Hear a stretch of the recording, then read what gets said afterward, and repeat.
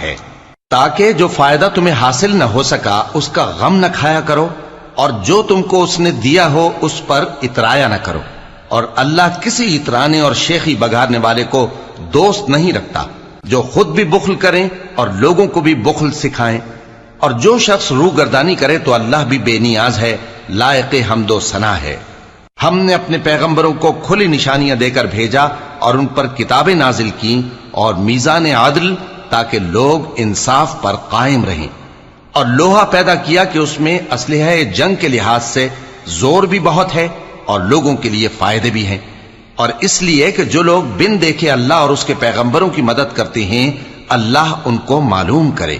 بے شک اللہ زور آور ہے، غالب ہے۔ اور ہم نے نوح اور ابراہیم کو پیغمبر بنا کر بھیجا اور ان کی اولاد میں پیغمبری اور کتاب کے سلسلے کو وقتاً فوقتاً جاری رکھا،